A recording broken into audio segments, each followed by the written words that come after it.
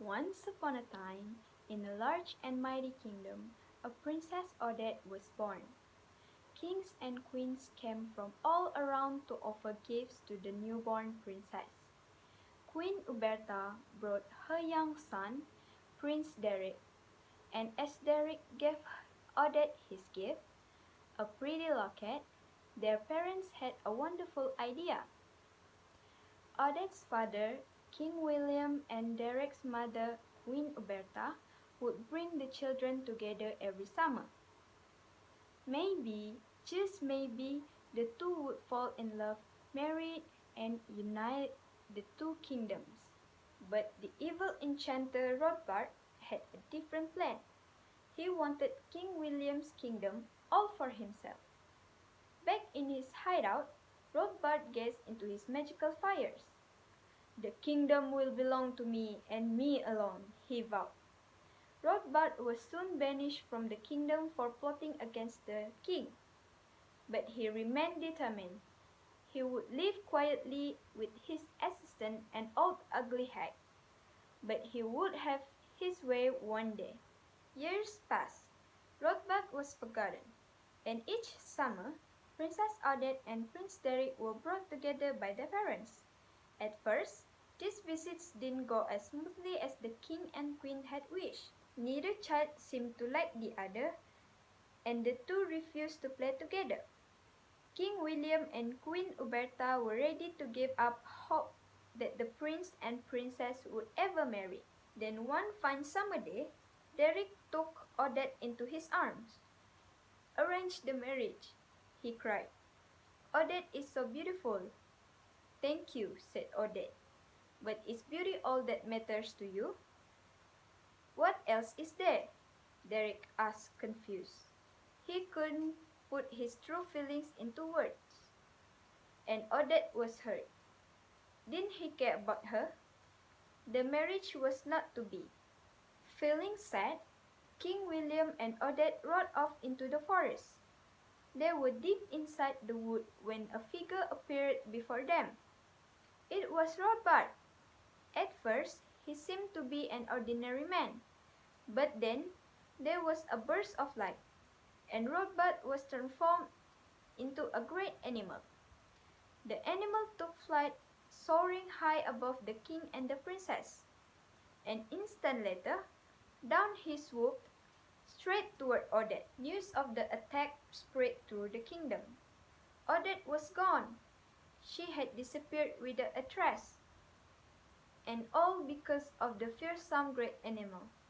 An animal that was not what it seemed. "My poor Odette," Derek said softly. "What has happened to you?" Derek cried out in fear and loss. "Odette," his voice broke into a stillness of woods, carrying deep into the darkness until it finally reached Swan Lake. But by then, it was just a whisper. A sad-looking swan swimming on the Swan Lake heard a rustling noise and lifted her head. Was someone calling her? No, it was only Rothbard coming towards her. "See here, Odette," Rothbard told the swan. "You are under a spell, but it doesn't last the whole day. You will change back into human form as soon as the moon comes up." Just then, a beam of moonlight touched the swan's wing. Suddenly, Odette was no longer a swan.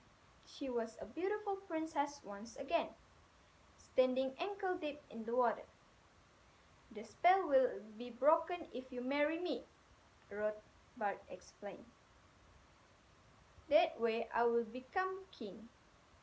Or there is one other way. You can find someone who will declare everlasting love and prove it to the world." Rothbard gave a nasty laugh. "But that seems unlikely since you can leave the Swan Lake for long. You will turn back into a swan when the moonlight leaves the lake, no matter where you are." Odette did not run away. There was no way she could go. Instead, she made friends with Jin, Bob, and Speed, a frog and a turtle who lived on the lake. Days and nights came and went. Catch one the same as before. But then Odette met a tough-talking bird named Puffin, and together she and Puffin formed a plan to break the spell. "We will find Derek," he told the others, "and lure him back to the lake just when the moon is coming up. He'll see Odette change into a princess. He will declare his love, and everyone will live happily ever after." At that very same moment, Derek was readying himself for battle with the great animal. "Odette is alive," Derek told his friend, Bromley turning his back on him. "No one else thinks so, but I do, and I'm going to rescue her." Bromley swallowed nervously. It was time for catch and fire, archery practice at its most dangerous. "Oh please, oh please, oh please," said Bromley, as the teacher placed an apple on Bromley's head. Then Bromley raised his bow and arrow, still muttering his arrow at Derek's heart. The arrow sliced through the air. Quickly Derek spun around, catching the arrow right before contact. Then, with lightning speed, he sent it back towards Bromley. Poof! It neatly sliced the apple in half. Derek was ready. But first, Prince Derek had to puzzle out one thing. What was the great animal? Derek hurried to the royal library. He leafed through books after books searching for an answer. "It's not what it seems," he said again and again. "What does that mean?" Finally he shouted. "Of course, that's it!" He was just about to race off the forest when his mother came into the room. "Remember, the great ball is tomorrow night," she told Derek. "I'll be back in time," he promised. To himself added, "after I found Odette." Odette and Puffin are already scouring the forest for Derek, as he and Bromley started their search. "We are looking for an animal that can change its shape," Derek said to Bromley. "A harmless creature that approached and suddenly—" Bromley eyed a dragonfly. "You mean it could be anything?" Derek nodded and moved on. But Bromley was walking in another direction, following the dragonfly. "Remember, it will look harmless," Derek muttered as he cleared a path. He moved a branch out of the way and found himself face to face with Odette the swan. "A swan?" said Derek, thinking Odette was the great animal. "Of course!" He raised his bow and arrow. Odette gasped and took off in flight. Prince Derek was below giving chase. "Our plan is working!" Puffin cried, joining Odette. "We'll lead him back to the lake." Odette beat her wings furiously. "He thinks I'm the enchanter. This is too dangerous." But she had to keep going. It was the only way. The sun was setting behind Odette and Puffin as they darted in and out of the forest. They soared high in the sky, then low to the ground. They kept one step ahead of the prince, but they were careful not to let him fall far behind. At last, Odette and Puffin reached Swan Lake. Prince Derek came into clearing a second later, huffing and puffing. He paused for a moment looking around. There was a rock-bound castle with a water dungeon below it, and there was a beautiful swan floating on the water edge. Once again, Derek raised his bow and arrow. He took aim. Suddenly, a ray of moonlight stretched across the lake. Then a sparkling light swirled and twinkled around the swan. Derek watched in awe as the beautiful swan turned into Princess Odette. Amazed, Derek dropped his bow on the ground. "Hello, Derek," Odette said quietly, and they fell into each other's arms. "I knew you were alive, Odette," Derek said. "I knew it." In the distance, Odette heard a heavy thud of Rothbard's footsteps.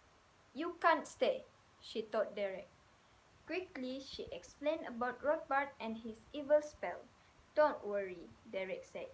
"I'll make a vow of everlasting love, and I'll do it at the ball tomorrow night to prove it to the world. Oh, Dad! Rothbard was calling to her now. He was nearing the lake. Yes, tomorrow night, said Odette, pushing Derek back into the forest. Go now! Reluctantly, the prince left his love behind, just as Rothbard crashed into the clearing. But then, Rothbard held out the prince's bow, the one he had just dropped. Come to the ball, I will make a vow of everlasting love, he sneered, imitating Derek. Ha! Rothbard hurled the bow into the lake. I have news for you, Odette. You won't be able to attend the ball after all. Odette looked at him fearlessly.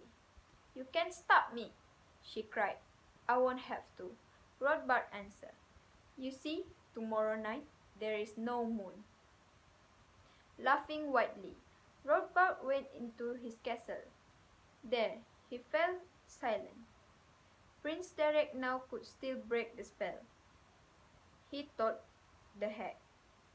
What am I going to do? He looked at the old, ugly woman and had an idea. I know. I'll get Derek to offer his vow to the wrong princess. Don't you see? I'll make you look like Odette. Rothbard rubbed his hands together gracefully. It would be the Odette ruin. It would be perfect. That night, under a moonless sky, Rothbard locked Odette in the water dungeon. Too bad. You can't go to the ball, he taunted her from a window high above. But I can bring the ball to you. The prince is busy, of course.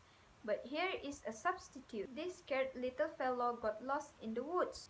The hag shoved Bromley down into the dungeon. Help! Help! Bromley cried, splashing around the water. I can't swim! Odette dragged him to safety, just as Rothbard slammed the window shut. At the castle, the ball was already underway. The prince was growing anxious. Odette had still not arrived. Thought he was surrounded by pretty princesses. Derek could think about no one else. Had something gone wrong? Was Odette in trouble? Then there was a loud knock. Slowly, the castle door swung open. A woman walked inside. It can't be, whispered Queen Uberta. But it was. The woman was Odette, or so the prince believed. The real Odette was still a prisoner in the water dungeon. Luckily, Puffin had another idea. Jim Bob and Speed would save her. Jim Bob dove to the watery depth of the moat, searching for a hole in the dungeon wall. At last, he found one. He squeezed inside and dug at the wall, while Speed, faster than any turtle had ever moved before, was digging on the outside. Soon, there was a hole large enough for Odette and Bromley to fit through. To the rescue, mademoiselle, said Jean Bob, bowing forward. Bromley thought was too scared to move, and Odette didn't have a second to waste. She shot through the opening up through the water and into the sky. Meanwhile, the prince was at the ball, dancing with the wrong Odette. Something about you seems different, he said to her, sounding worried. The hag said nothing. She just showed him the locket, the same locket he had given Odette when she was a baby. Derek smiled, feeling better. She was still the same Odette after all. I have an announcement to make, he said loudly, facing everyone in the room. It was time to make his vow of love. Finally, Odette reached the castle, flapping her wings, and hovered close to a window. Inside, she saw Derek clasp the hag's hands. Today, he was saying, I have found my bride. Using all her strength, Odette beat the window with her wings. It's a trick, she shouted. Derek didn't hear. And now, before the world, he continued, I'll make a vow. a vow stronger than all the powers on earth, a vow of everlasting love. Odette fell silent. She just stared in honor as the prince said, "A vow to Odette." Suddenly, the ballroom windows flew open.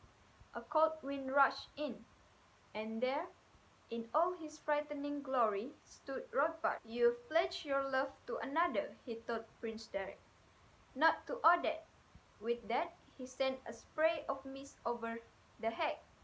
Crumpling into a heap, the hag fell to the ground, and when she raised her head, she was old and ugly once again. "Now, Odette is doomed," Rothbard wrote, pointing out the window. At last Derek saw the real Odette flying weakly away. Derek rounded out the castle. He jumped on horseback, then raced deep into the forest. "Odette!" he called. "Odette!" Above the trees, Odette was struggling to reach Swan Lake. With her last ounce of strength, he dipped among the leaves, until finally she sank onto the stone by Rothbard's castle. Speed, Puffin, and Jean Bob gathered around. "Please, Odette, don't die!" cried Jean Bob. All of a sudden, a swan was surrounded by a brilliant light.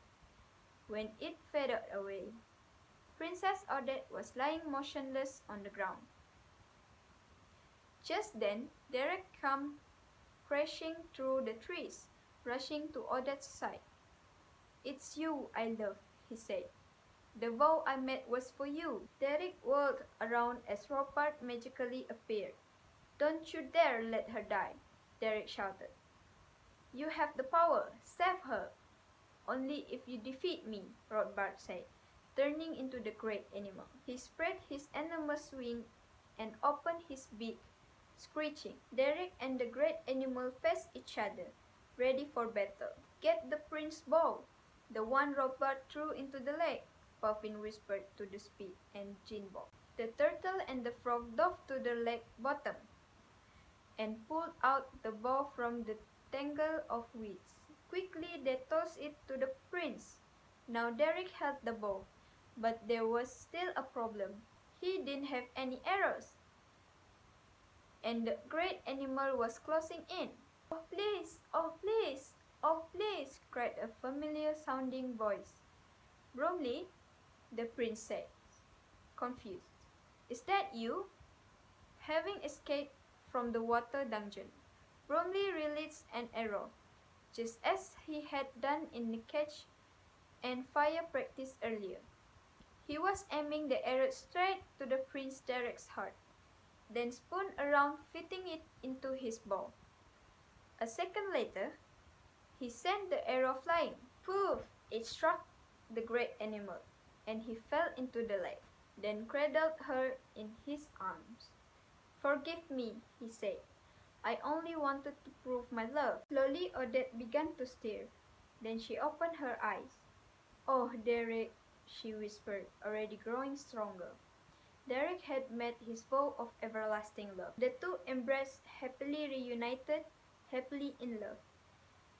And that's the way it would be on their wedding day and forever after.